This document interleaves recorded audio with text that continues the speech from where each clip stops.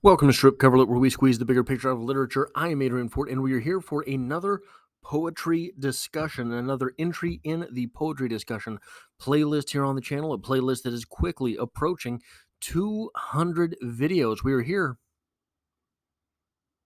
probably for the first time with a poem from John Donne. John Donne is a poet, contemporary with Shakespeare, very much more lively, I would say, than Shakespeare, but the liveliness is something that has translated down to our time in a better way than Shakespeare did. So when we are looking at this, it is going to be something that is easier to understand on the surface level, maybe, than Shakespeare, but it's going to be more difficult to really pin him down to something because really enjoyed so no, I guess Shakespeare did too. Really enjoyed giving you the what for. Really enjoyed giving you the look see, right? The like a magician does. He's doing all this stuff over here while he's palming a pen. So John Donne loved doing that, and that's sort of what I want to talk about with this poem today. The poem is called The Canonization by John Donne, and it reads as such: For God's sake, hold your tongue and let me love, or chide my palsy or my gout, my 5 gray hairs or ruined fortune flout.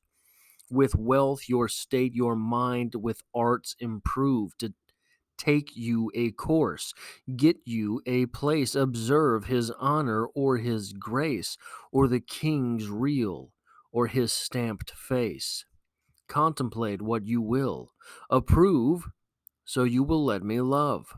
Alas, alas, who's injured by my love? What merchant's ships have my sighs drowned?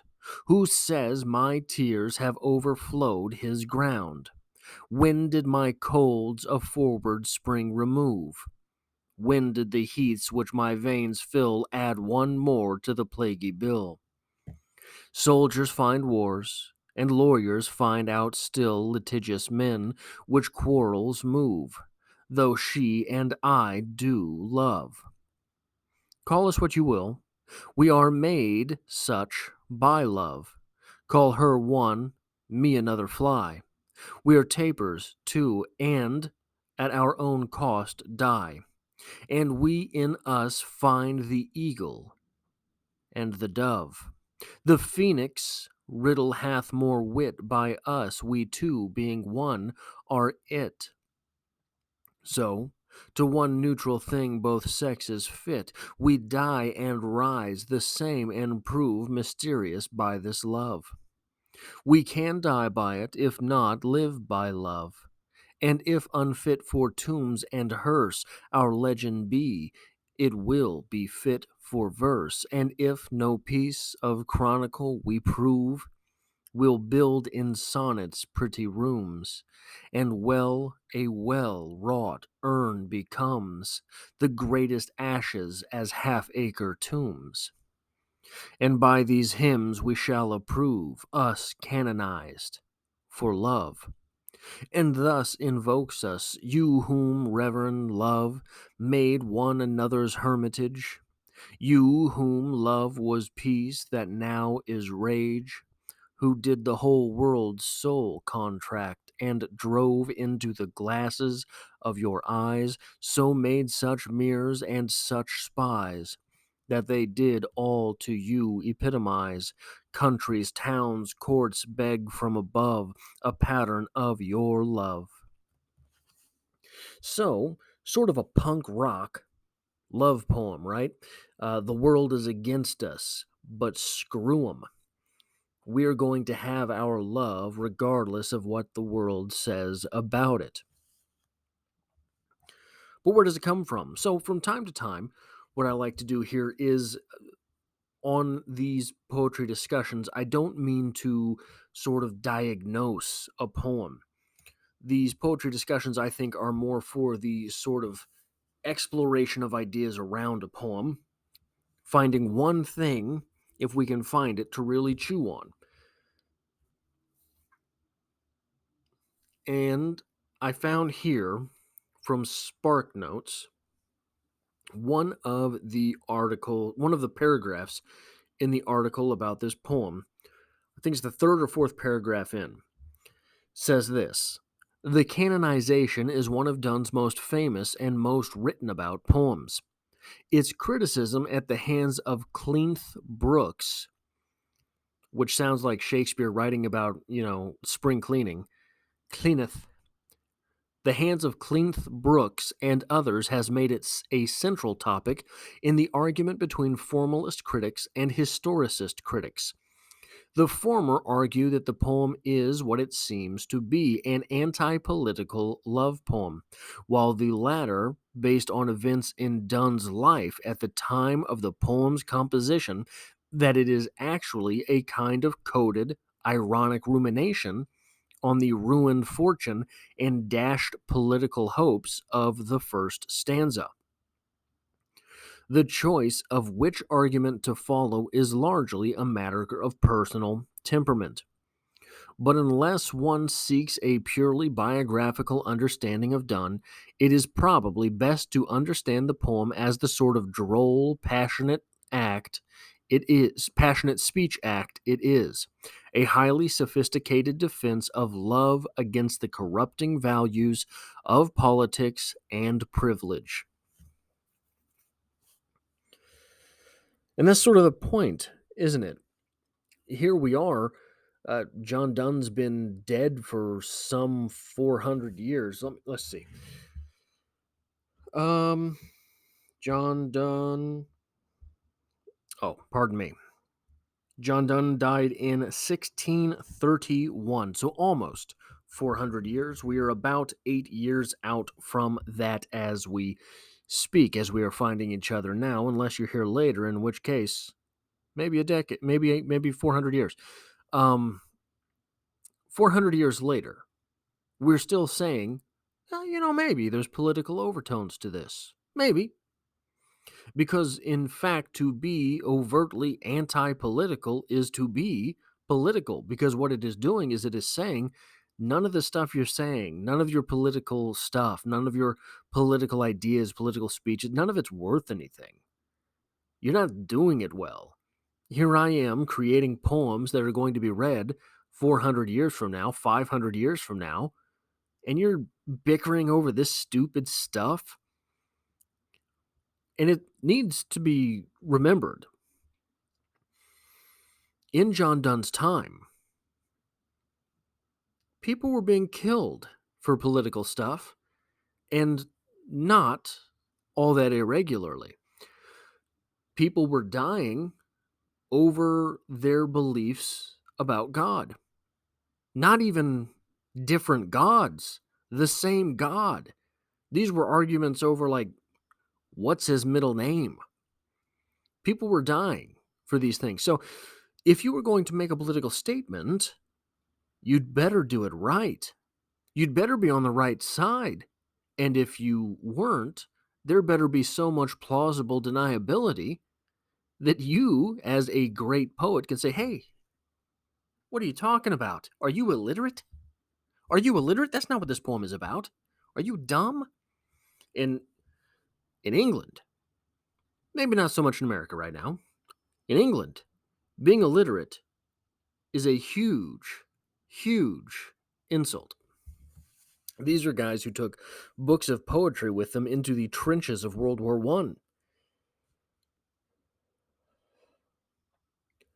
So, what I am sort of getting at here is, if you've ever seen The Dark Knight, again, if you want to feel old, The Dark Knight this is 2023. We're coming up on 15 years old. 2008. The Dark Knight is 15 years old. Where was I? Oh, right. In The Dark Knight, the Joker has that big stash of cash. And he is angry at one of the mob bosses because the mob bosses wants the money. And the Joker says, it's not about the money, it's about a message. This town deserves a better class of criminal. And I'm going to give it to him. I think sometimes in the world of literature, we deserve a better class of criminal. I think that the musings of an artist are best when they are not on the tip of their tongue. Maybe, and I hate to do this because I love Kurt Vonnegut, maybe it's possible to blame Kurt Vonnegut in a great deal about this.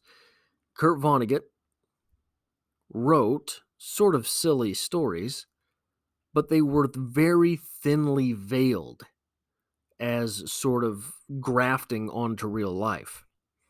Very thinly veiled grafts onto real life that did not particularly cloak the opinion of the writer.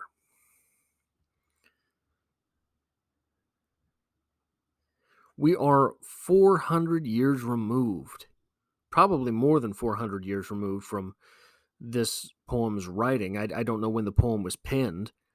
He died nearly 400 years ago, John Donne, the poet. And we're still arguing about this. We have a battle between the formalists and the historicists over this poem. And look, sometimes on this channel, I take a little bit of heat from both sides of this argument. The whole, when I give a loosey-goosey interpretation, I get someone saying, hey, there's a reason that poem was written. When I give a hardcore, like, hey, you know, this is really good lens that this looks, you look through this lens, this poem makes a whole lot of sense. Someone will chirp in and say, hey, you can't do that to literature, man. You don't know why that poet wrote that. Yeah, you're both right. I think that these things, historicists and formalists and XYZists, I think it's all useful. I don't care why a poet wrote a thing. I just don't. I don't care why a short story writer wrote a thing. I don't care why a novelist wrote a thing. It's not particularly important to me. What's important to me is that I can put these different lenses on, and with different lenses on, that piece, that poem, that short story, that novel, that play can say so many different things because it connects to something inside the human experience. That is what is important to me. I think that all of these people can be right in some measure. I think we can all be correct in some measure about our interpretation of a poem or a short story or a novel. The real key to things is being able to point back at the source, right? Not just give a what is called a reader's reaction, critique like that, but to be able to point at the source and say, this is why I think this thing. Both of these schools of thought about this poem are correct, probably, in some measure, and they can write a 100-page book about this one poem and why they're correct about it being a historicity poem or a formalistic critique of the poem being correct.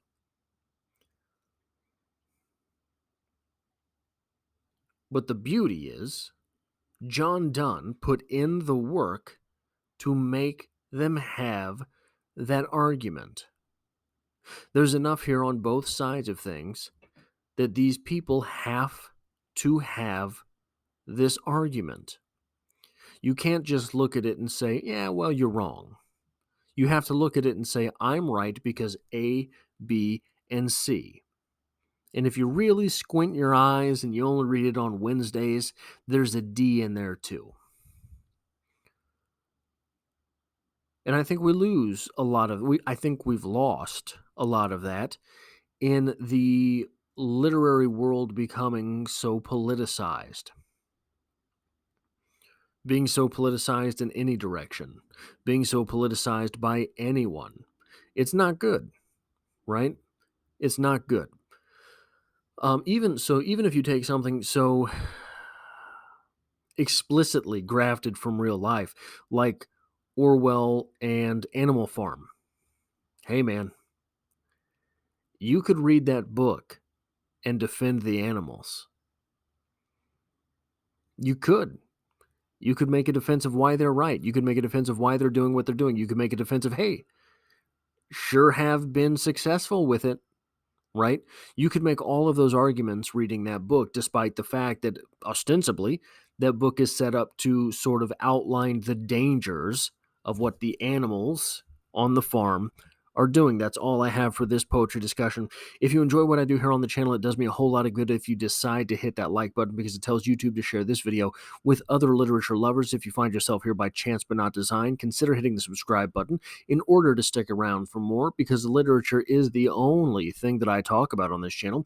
I talk about poetry every Monday on the channel. There are probably, between the reviews and the poetry discussions, 250 videos about poetry on the channel by this point in time. So if you do enjoy poetry and you're here for a John Donne video, probably you do enjoy poetry, consider sticking around for more, and I hope to have you back for the next one.